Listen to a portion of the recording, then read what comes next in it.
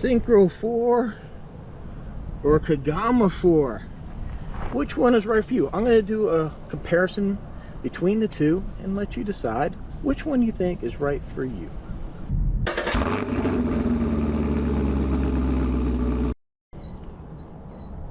This is good stuff. Gotta have it. Hello everyone, welcome back to the channel. That's right, we got the two Team Corrales here, Syncro4, Kagama4. The Kagama4 is $50 more than the Syncro4. So what do you get for the money, and which buggy truggy is right for you? All right, let's start out with the obvious. Here is ground clearance and tire size. A lot more ground clearance on the Kagama4, bigger tires, wider tires. That's the difference between a buggy and a truggy. So that might be something that you consider. What is your goal for, if you want to race on a track? I would pick this one. If you want to rip around on the ground, you know, you're looking for better handling, this would be the car. If you're looking to do wheelies, do some general high jump bashing, stuff like that, looking to go off-road, run through some rough terrain, then the Kagama4 might be the one that you want to choose. Always pick an RC, not generally so much on looks, but what is your driving style and what is your intention to do with the car? Like I said, if you want to get on the track and race, you definitely want to go this route. You don't want to go here. If you want to hit ramps and catch big air and do stuff like that, then check out the Kagama4. Okay. Now before we get into the visual stuff, there are a few key things that are different. Now of course, this one's going to be geared different, the Kagama4. So it has a 52 tooth spur. The Syncro4 is a 46. The Kagama4 has a 1 millimeter longer rear shock, which is weird. And I'll show you here in a second. The springs are actually different between the two also. They are different part numbers and they do visibly look a bit different. So one of the key differences too that you can't see is center diff tuning. Actually all the differentials. So 50K in here, 100K in here. Now this should do better on wheelies, but as I found out on the original video, it doesn't wheelie that great on the factory 13 tooth pinion. So I've installed a 15 tooth. Also here, same kind of lackluster performance on the 13 tooth. So both vehicles have been upgraded to a 15 tooth pinion from the 13. The diffs, the front on the Syncro4 is 20K, the rear is 10K. On the Kagama4, we have 30K in the front, 20K in the rear. Okay, now for all intents and purposes, this is pretty much 100% this car. It just has a few extra pieces, so I'm pretty much just going to focus on what this has that this doesn't. As you can see though, this is a lower chassis, this is lower cut. You can see the receiver here and almost all the motor. This one here has a higher, and this is just a side guard. It has nothing to do with the actual chassis, which we'll check out here in a second. But everything up here is all the same, right? Motors, electronics, servos, all that's all the same. This one just has a few more parts. So we have the shock towers up here to not shock, the body posts here to mount the body.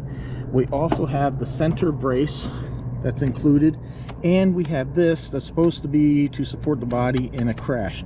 So that's the main differences. That's why it looks so much different from one to the other. But all of this, these bottom braces here, this shock tower brace, all that, shock caps, everything is all the same. Now like I said, the springs are a bit different. You can really see the difference here. You look at how big these front ones are, which makes sense. This is just a little heavier of a vehicle, a little, you know. But one thing you can't see is the motor plate on this one is metal.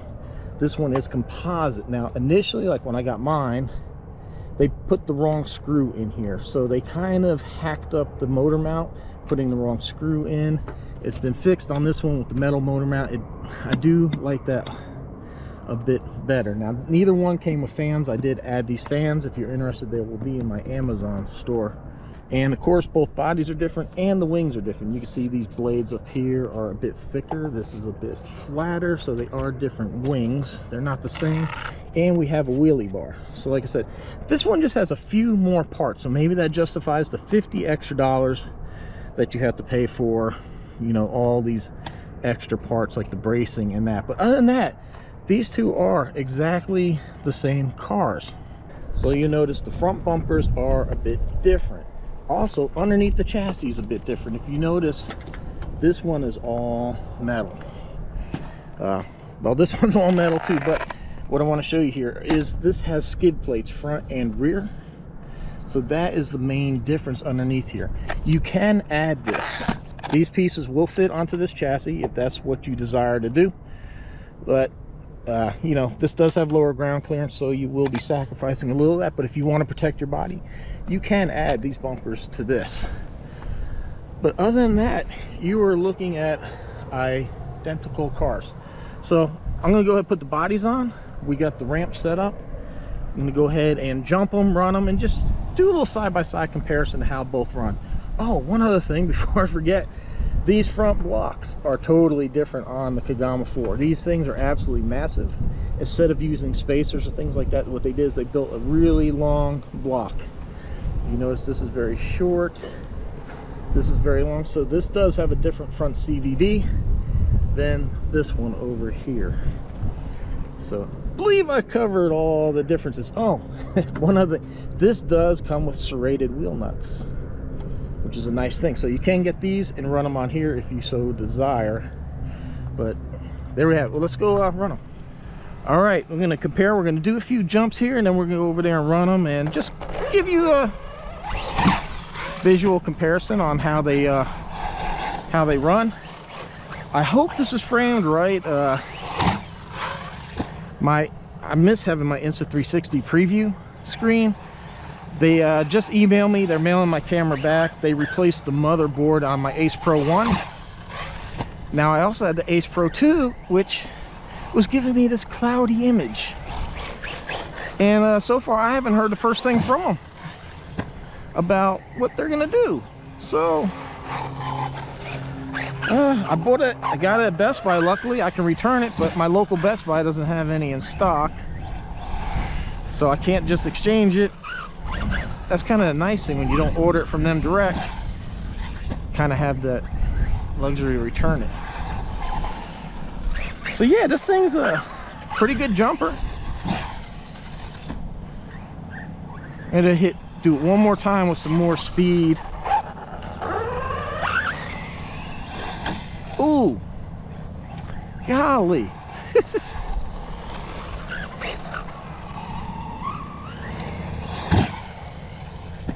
Look at that. Yeah, I had somebody make a comment on one of my other videos that I need to learn how to jump cars. God damn, that's freaking rude, man. That is just freaking rude. Like, it takes some magical skill to jump these things. So yeah, look, when you this thing's got a pretty good balance to it. Lands pretty good.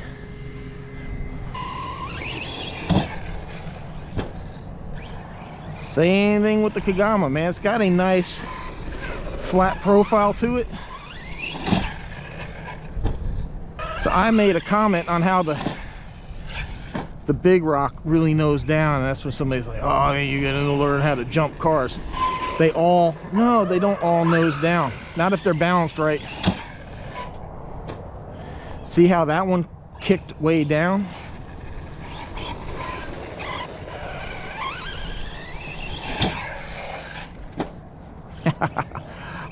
Yeah, I don't think the Syncro4 will backflip because I don't think the tires balloon, but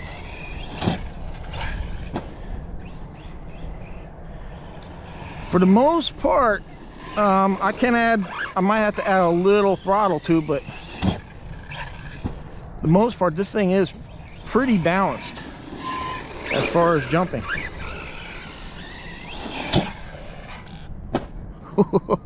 We would have totally backflipped that one. Let's do one more. Let's do one more backflip for my viewers. Ooh. All right. I'm gonna try a backflip with the Syncro. I don't think it will.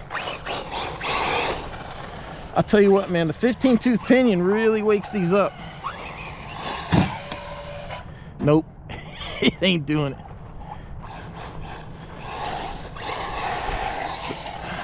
Yeah.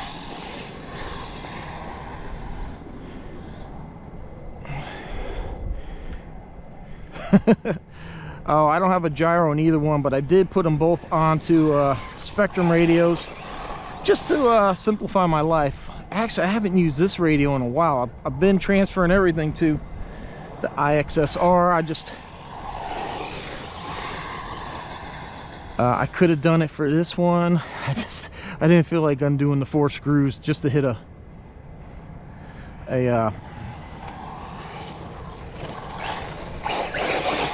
the bind button. But yeah, this one here is definitely going to handle better. It's lower to ground. You do have, you know, decent air control with this, but it does jump so good. For the most part, it's a good, you know, nice neutral.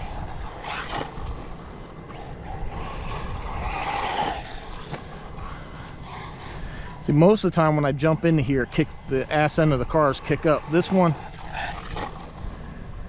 that's nice. Look at that.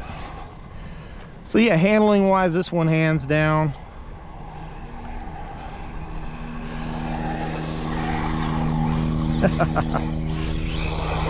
Whoa.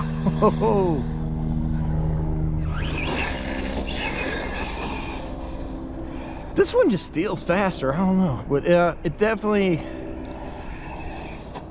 woo. Like I said, the Syncro, of course, it's a buggy. It handles better. That's the difference between buggies and truggies.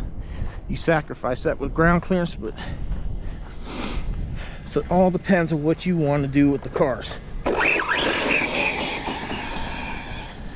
I'll tell you, this one just feels like it just takes off a bit faster.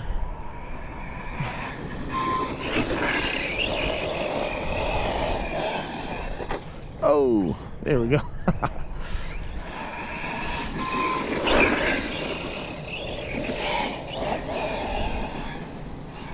It just feels faster, but I think they both had the same top speed. I think they were both around 49, 50 miles an hour.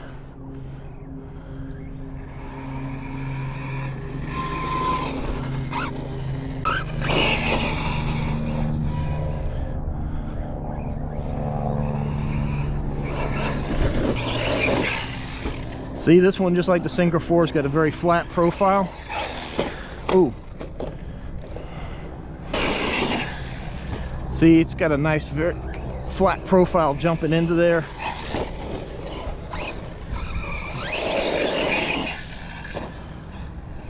Like I said, most of my cars kick the rear end up going in like that. Oh no.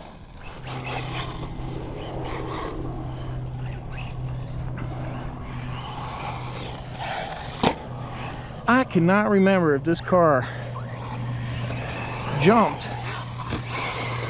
the, I just don't, I don't know. I don't think it's going to.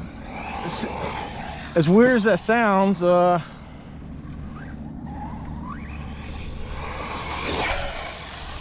yeah. Yeah, it did it. Haha. It absolutely did it. That's cool. You hear that chassis slap? So that's what I'm saying. Like, if you want to do big jumps, definitely a Kagama4. You know, it's one of the limitations of a buggy.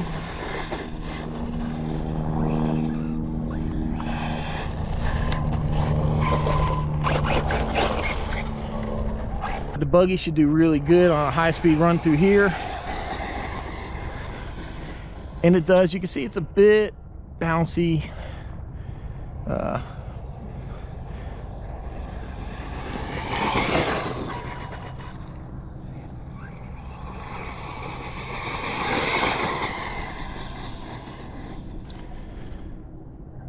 Yeah, I think the extra sponginess of the truggy tires really helps.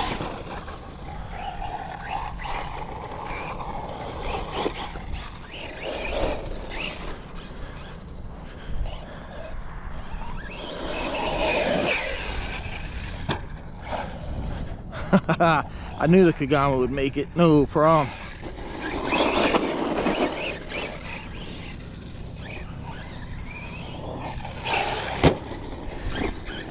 I think that little that you hear is just like the body slapping a bit. That might be the chassis bouncing.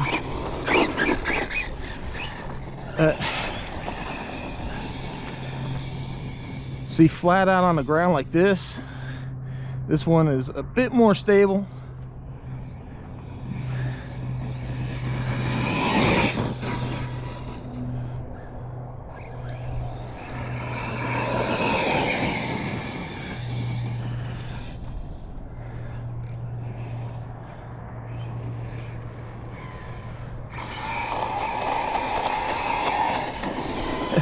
Now I will say, from the factory on the 13-tooth pinion and on the factory punch setting, I could not really get this thing to wheelie much at all. So out of the box, you're not gonna get that.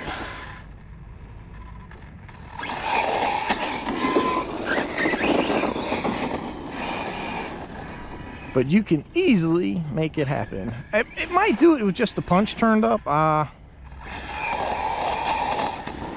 I think Tyson at Garage Life RC, that's all he did, and he got his to wheelie more. But I would really recommend doing the 15-tooth pinion, and I don't normally recommend changing gearing and stuff like that, but both cars I did the 15-tooth, and so far, like, heat hasn't been an issue. So what kind of driving do you want to do? That should really dictate, you know, which car you get.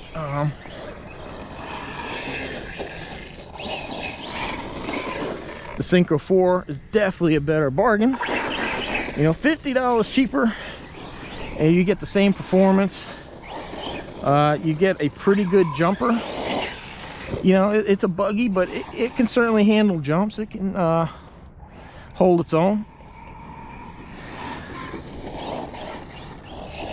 Or if you need more ground clearance and you don't care so much for handling, get the Kagama4. I said, I do these videos, I don't give rating scores, I don't tell you this one or next thing. I just make a recommendation, just kind of based on kind of my experience, just viewing how the cars run, and my experience with other brands and stuff like that. You know, just try to keep it honest, and that's why I show the video, let you see how they jump, how they perform. This is why I always like to come out to the same area. That way I can have consistency when I show you stuff, because I know how every car will jump into this thing, jump out of it, if they'll clear this ditch, and I always set my ramp up on the same setting so I can see like how they jump at a low speed, run at it, to give you an idea. So like I said, I'm not going to recommend one or the other. It's all going to depend on your driving, your budget. You know, if you want to save a little bit, get the Syncro4. Like I said, racing and stuff like that, if you're more concerned with handling, Syncro4. If you want big air and something that's going to handle a little rougher terrain, Kagama4. Or maybe you just want to go based on appearance, you know.